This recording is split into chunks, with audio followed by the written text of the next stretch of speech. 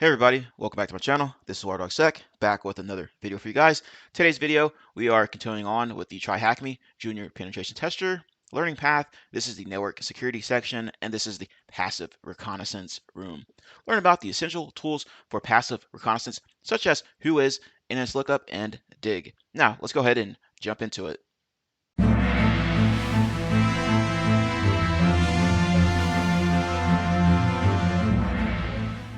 Welcome to the first room of the network security module. This module covers the following here. You're going to cover passive reconnaissance, active reconnaissance, in-map stuff, protocols and servers 2, network security challenge. Now, this is the junior penetration tester learning path and network security module. So let's continue on here. In this room, after we define passive reconnaissance and active reconnaissance, we focus on essential tools related to passive reconnaissance. We will learn 3 command line tools, and you can see them down here. Whois, query Whois records, NS lookup, query DNS records, dig to query DNS records.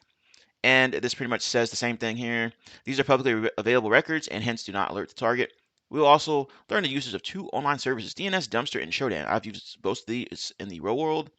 And let's see here. These 2 online services allows us to collect information about our target without directly connecting to it. And that is what passive reconnaissance is. Prerequisites. This room requires basic networking knowledge, along with basic familiarity with the command line. The modules, network fundamentals, and Linux fundamentals provide the required knowledge if necessary, so be sure to check those out as well. And this is basically saying that the attack box won't have internet access if you're not subscribed. So you'll have to use the VPN to access the internet with some of these tasks down below. This room does not use a target VM to demonstrate the discussed topics. Instead, we will query public Whois servers and DNS servers for domains owned by TryHackMe. So I've already started the attack box here, and so you'll use the attack box to answer the questions in later tasks, especially 3 and 4. So let's continue on to task number 2 here. Passive versus active recon. This room expects the user to have a working knowledge of computer networks. If you would like to brush up on this topic, you are encouraged to study the Network Fundamentals module, so be sure to check that out if this applies to you. Before the dawn of the computer systems and networks, the art of war, Sun Tzu taught, if you know the enemy and know yourself, your victory will not stand in doubt. If you are playing the role of an attacker, you need to gather information about your target systems. If you are playing the role of defender, you need to know what your adversary will discover about your systems and networks. Reconnaissance, aka Recon for short, can be defined as preliminary survey to gather information about a target. It is the first step in a unified kill chain to gain an initial foothold on a system. We divide reconnaissance into 2 separate areas here. Number 1, passive reconnaissance. Number 2, active reconnaissance. Well, what are those? Let's get into it. In passive reconnaissance, you rely on publicly available knowledge. It is the knowledge that you can access from publicly available resources without directly engaging with the target. Think of it like you are looking at target territory from afar without stepping foot on that territory. Right, part of this is going to be you're going to be doing OSINT, open source intelligence, right? Doing a lot of Googling and stuff on your target organization. And passive reconnaissance activities include many activities, for instance, looking up DNS records of a domain from a public DNS server, checking job ads related to the target website, reading news articles about the company, right? And checking social media as well to find out employees and other stuff about the company. Active reconnaissance, on the other hand, cannot be achieved so discreetly. It requires direct engagement with the target. Think of it like you check the locks on the doors and windows among other potential entry points. Right, so active, you're actually going out and you're touching something, right, with like some kind of network scan with an nmap or something like that. You're sending packets to the target or something like that, right? And let's see here. Examples of active reconnaissance activities include the following: connecting to one of the company servers, such as HTTP, FTP, and SMTP, calling the company in an attempt to gain information, social engineering, entering company premises pretending to be a repairman. Considering the invasive nature of active reconnaissance, one can quickly get into legal trouble unless one obtains proper legal authorization. You visit the Facebook page of the target company, hoping to get some of their employee names. What kind of reconnaissance activity is this? A for active and P for passive. Well, if you look at the company website, you're going to be doing passive reconnaissance. You ping the IP address of the company web server to check if ICMP traffic is blocked, which is ping. What kind of reconnaissance activity is this? Well, you're sending out packets to something, right? So that's going to be A for active. You happen to meet the IT administrator of the target company at a party. You try to use social engineering to get more information about their systems and network infrastructure. What kind of reconnaissance activity is this? All right, you happen to meet the IT administrator of the company, right? And use social engineering. And social engineering is going to be active because you're actually talking to somebody, right? You're actually engaging with the target. And task number 3, we're going to talk about who is stuff here. Whois is a request and response protocol that follows the RFC 3912 specification. A Whois server listens on TCP port 43 for incoming requests. The domain registrar is responsible for maintaining the Whois records for the domain names it is leasing. The Whois server replies with various information related to the domain requested. Of particular interest, we can learn the following here. Registrar. Via which registrar was the domain name registered? Contact info of a registrant, name, organization, address, phone, etc., unless made hidden via a privacy service. And that's very common these days. A lot of times you go out and try to do this particular thing here, who is on a target, and they will be using some kind of privacy organization to hide that information. Creation, update, and expiration dates. When was the domain name first registered? When was it last updated? And when does it need to be renewed? Name server. Which server to ask to resolve the domain name? To get this information, we need to use a Whois client or an online service. Many online services provide Whois information. However, it is generally faster and more convenient to use your local Whois client using attack box on your local Linux machine, such as Parrot or Kali. You can easily access your Whois client on your terminal. The syntax is Whois domain name, where domain name is domain, which you are trying to get more information, consider the following example. Whois TryHackMe.com. So go ahead and try this out and see what you can find out. And we're going to do it over here as well. So we've got a terminal open, and we're going to do a Whois on it. If I can copy and paste this correctly. There you go. And there's a lot of information in here that shows up. But you see what they're talking about. They got addresses and redacted for privacy, which I was talking about before. And looks like they're using Namecheap. Yeah, Namecheap stuff. Okay. Now, let's go ahead and continue on. This is what it looks like here. We can see plenty of information. We will inspect them in the order displayed. First, we notice that we are redirected to whois.namecheap.com to get our information. In this case, and time being, namecheap.com is maintaining the Whois record for this domain name. Furthermore, we can see the creation date along with the last update date and expiration date. Next, we obtain information about the registrar and registrant.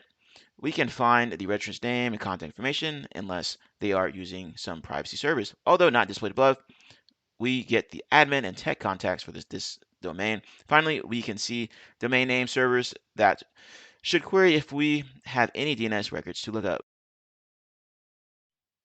The information collected can be inspected to find new attack surfaces such as social engineering or technical attacks. For instance, depending on the scope of the penetration test, you might consider an attack against the email server of the domain or the admin user or the DNS servers, assuming they are owned by your client and fall within the scope of the penetration test. It is important to note that due to automated tools abusing Whois queries to harvest email addresses, many Whois services take measures against this. They might redact email addresses, for instance. Moreover, many registrants subscribe to privacy services to avoid their email addresses being harvested by spammers and keep their information private. On the tag box, open the terminal and run whois.com, which we've already done. Command to get the information you need to answer the questions. Okay, so let's go ahead and take a look at our information here. Sure, I have it pulled up here. Yeah, there we go. Now let me scroll back up. There we go. When was TryHackMe.com registered? Well, let's take a look here. It says creation date 2018, so let's go with that. And they're probably just looking for the initial information here, so let's try this first and see what they say. Nope. All right. Let's see what they're looking for here. Oh, okay. Year, month, date. Okay. So let's go ahead and do this then. Year, month, date. There we go. What is the registrar of TryHackMe.com? Well, we already know it's going to be Namecheap Inc. So let's go ahead and copy this and paste it over.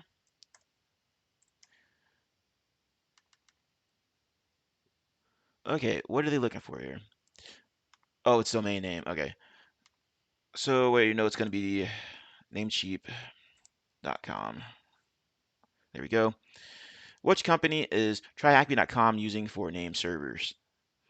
And where do you know that's going to be? I believe this is Namecheap again. So let's go ahead and take a look here. Name server. Nope, it's going to be Cloudflare. So there you go. Cloudflare is going to be the answer to this one. And let's go ahead and continue on to task number 4 here. NSLOOKUP and dig. In the previous task, we used whois protocol to gain various information about the domain name we were looking up. In particular, we were able to get the DNS servers from the registrar. Find the IP addresses of a domain name using NSLOOKUP, which stands for Name Server Lookup. You need to issue the command NSLOOKUP and then domain name, for example, NSLOOKUP TryHackMe.com. So I'm just going to copy this real quick and clear all this stuff out. Just have this ready to go. I'm pretty sure we're probably going to have to reference this in a minute.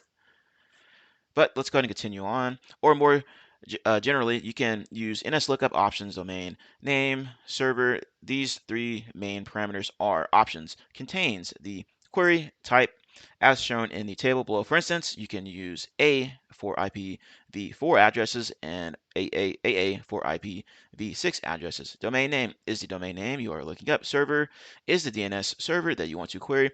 You can choose any local or public DNS server to query. Cloudflare offers the following 1.1.1.1, blah, blah, blah. Google's 8.8.8, yada, yada, yada. And Quad 9 offers 9.9.9, yada, yada, yada. There are many public DNS servers that you can choose from if you want alternatives to your ISP's DNS. And this is just a table what they're referencing here, the different types you can query, right? IPv4, IPv6, canonical name, mail service, state of authority, text records. For instance, NSLOOKUP dash type equals A, tryhackme.com 1111, or NSLOOKUP yada yada yada, as it is case sensitive, can be used to return all of the IPv4 addresses used by tryhackme.com. So if you go in and you try to put this in here, we'll get the same results. We should get the same results. All right. And let's continue on. The A and AAAA records are used to return IPv4 and IPv6 addresses respectively. This lookup is helpful to know from a penetration testing perspective.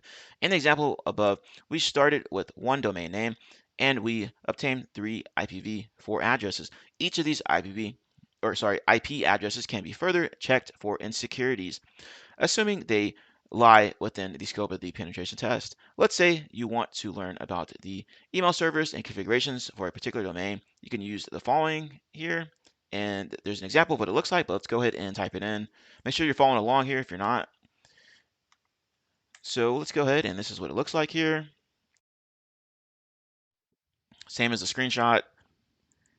We can see that TryHackMe.com's current email configuration uses Google. Since MX is looking up the mail exchange servers, we notice that when a mail server tries to deliver email at TryHackMe.com, it will try to connect to aspmx.l.google.com, which has order 1. If it is busy or unavailable, the mail server will attempt to connect to the next in order exchange servers. And that's what it looks like. So it'll continue on if one's not available. Google provides the listed mail servers. Therefore, we should not expect the mail servers to be running a vulnerable server version. However, in other cases, we might find mail servers that are not adequately secured or patched. Such pieces of information might prove valuable as you continue to passive reconnaissance on your target. You can repeat similar queries for other domain names and try different types, such as dash type equals text. Who knows what kind of information you might discover along your way. For more advanced DNS queries and additional functionality, you can use dig. The acronym Domain Information Grouper. If you are curious, let's use dig to look up MX records and compare them. Compare them to NS lookup. We can use the following here, so you can type in dig and then tryhackme.com like so. And let's see what it says. Server. And it says here that you can specify stuff as well with dig. Optionally, we can select the server we want to query using dig, and then at server, whatever. Server is the DNS server that you want to query, domain name. Domain name you are looking up, and type contains DNS record type as shown in the table provided earlier. And here's an example. They want to look at MX records, so you can type it in like this: dig tryhackme.com, then MX for MX records, right? And let's go ahead and continue on here. A quick comparison between the output of NS lookup dig shows that dig returned more information such as the TTL, which is time to live by default. If you want to query a 1.1.1.1 DNS server, you can execute the following here, and this is what it looks like. Using the attack box, open a terminal and use the nslookup or dig command to get the information you need for the following question. Check the text record of thmlabs.com. What's the flag there? So if we go back up here and we change that to the actual text records. So let's go ahead and type this in real quick. So they want us to use, let's try dig real quick since we already have it pulled up here. So let's try dig and then thmlabs.com. All right, and then it says to put the type at the end. So the type is going to be text, so let's try txt. Hey everybody, just a quick little blurb here. As you can see here, most people that view my channel are not subscribers. If you're new here, please consider subscribing to the channel. If you're enjoying the video, please consider hitting the like button. It helps get me in the algorithm, helps spread the good word out there, helps bring more people and increase our glorious community here. All right, I'm all about helping out others. I know what it's like to come up in cybersecurity or even try to get into cybersecurity and not knowing where to look. I'm just having this channel up so I can help out other people. All right, that's all I got. And there we go, there's the flag. So be sure to try this with both of them and see what you can come up with. I tried it with dig, tried it with dig, and tried it with nslookup. If you're not familiar, we're going to continue on here to task number 5, DNS dumpster. And let's see what they got for us. DNS lookup tools such as nslookup and dig cannot find subdomains on their own. A domain you are inspecting might include a different subdomain that can reveal much information about the target. For instance, if tryhackme.com has the subdomains wiki.tryhackme.com and webmail.tryhackme.com, you want to learn more about these two as they can hold a trove of information about your target. There's a possibility that one of these subdomains has been set up and is not updated regularly. Lack of proper regular updates usually leads to vulnerable services, but how can we know that such domains exist? We can consider using multiple search engines to compile a list of publicly known subdomains. One search engine won't be enough. Moreover, we should expect to go through at least tens of results to find interesting data. After all, you are looking for subdomains that are not explicitly advertised, and hence it is not necessary to make it to the first page of the search results. Another approach to discover such domains would be to rely on brute forcing queries to find which domain or subdomains have DNS records. To avoid such a time-consuming search, one can use an online service that offers detailed answers to DNS queries such as DNS Dumpster. If we search DNS Dumpster for TryHackMe.com, we will discover the subdomain blog.tryhackme.com, which a typical DNS query cannot provide. In addition, DNS Dumpster will return the collected DNS information in an easy-to-read tables and a graph. DNS Dumpster will also provide any collected information about listening servers. So let's go ahead and just fire up Firefox real quick. And let's check out DNS Dumpster like so. Yeah, okay, accept all. And let's go ahead and take a look here, what they're talking about here. So if you type in TryHackMe, I can spell TryHackMe.com and then hit enter, goes through and finds all kinds of stuff. Geolocation of host locations, Cloudflare stuff.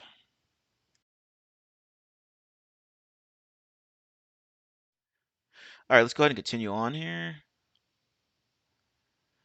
It says we will search TryHackMe.com DNS dumpster to get a glimpse of the expected output Among the results, we got a list of DNS servers for the domain we are looking up. DNS Dumpster also resolves the domain names to IP addresses and even try to geolocate them. We can also see the MX records. DNS Dumpster resolved all 5 mail exchange servers to their respective IP addresses and provided more information about the owner location. Finally, we can see text records. Practically a single query was enough to retrieve all this information.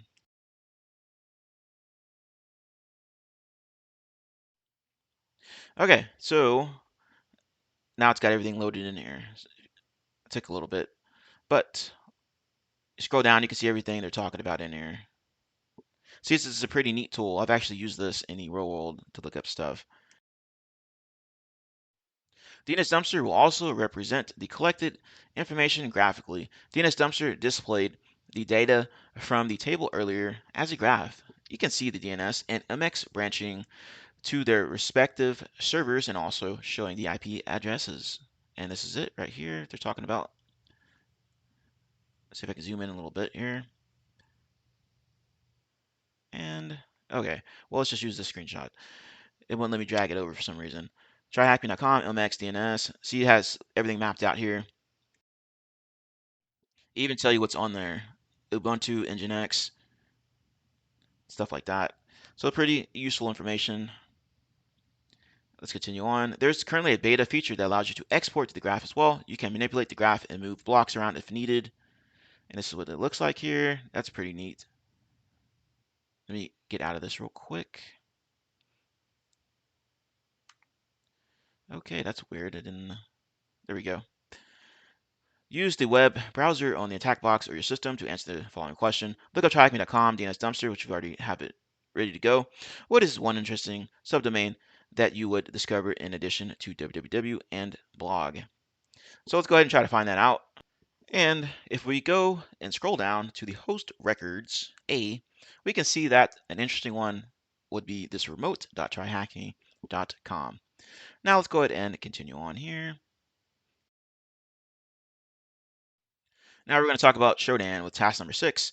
When you are tasked to run a penetration test against specific targets as part of the passive reconnaissance phase, a service like Shodan.io can be helpful to learn various pieces of information about the client's network without actively connecting to it. Furthermore, on the defensive side, you can use different services from Shodan.io to learn about connected and exposed devices belonging to your organization. Shodan.io tries to connect to every device reachable online to build a search engine of connected things. In contrast with a search engine for web pages, once it gets a response, it collects all the information related to the service and saves it in the database to make it searchable. Consider the save record of one of the tryhackme.com's servers here, and this is what it looks like. Move 301 error, move permanently. Out of Dublin, Ireland. It's run on Amazon. AWS looks like here, and it's Nginx, Ubuntu, etc., etc. The record shows a web server, however, as mentioned already, Shodan collects information related to any device it can find connected online. Searching for TryHackMe.com on Shodan will display at least the record shown in the screenshot above via the Shodan.io search result. We can learn several things related to our search, such as the following here: IP address, hosting company, geographic location, server type, and version. So let's just go ahead and try that. TryHackMe.com. Let's continue on here while this is loading. You may also try searching the IP addresses you have obtained from DNS lookups. These are, of course, more subject to change. On their help page, you can learn about all the search options available at Shodan.io, and you are encouraged to join TryHackMe Shodan.io. It would be best to visit Shodan.io to answer the following questions. However, note that you can find the answers on Shodan without needing a premium account, which we're in right now as a free account. Actually, we're not even logged in, so this is basically like a guest account. And let's see here. According to Shodan.io, what is the second country in the world in terms of the number of publicly accessible Apache servers? So let's go ahead and just type in Apache like so. And let's take a look here while this is loading. Um, you can see all kinds of information here about Shodan. Maybe try it on for your own company's network or domain name, see what you can find out. Maybe you can find something that is a security risk and then bring it up to get it fixed. You never know. But it looks like Germany is going to be what we're looking for here. So let's go ahead and type that in here. Based on Shodan.io, what is the third most common port used for Apache? And let's take a look here. It says it wants number 3, right? So it's going to be port 8080 for the answer here.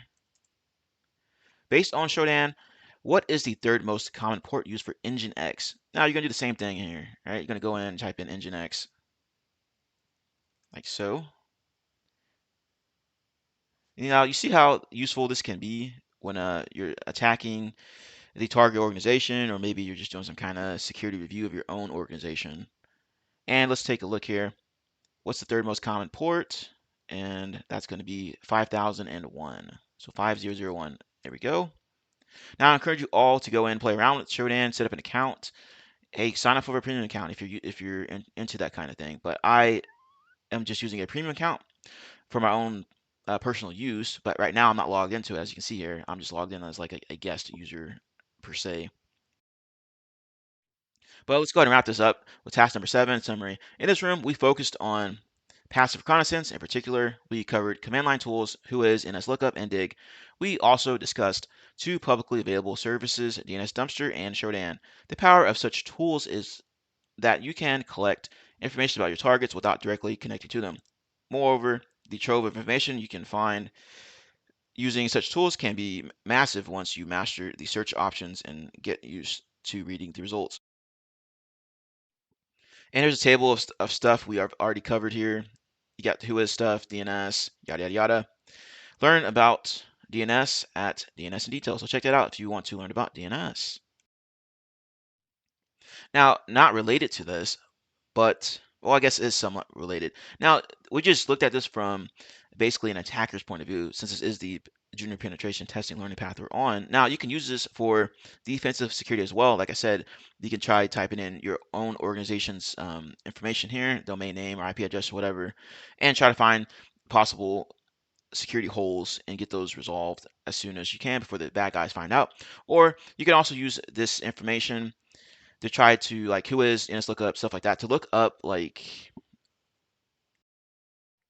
adversaries that are targeting your organization. Let's say you check the firewall logs and you see some weird looking IP address. Well, you can use whois, NSLOOKUP, dig, or you can use these other websites to try to find out information on that particular IP address, what have you. Right? You're just basically doing OSINT, open source reconnaissance, or open source intelligence, and you're doing passive reconnaissance or active reconnaissance.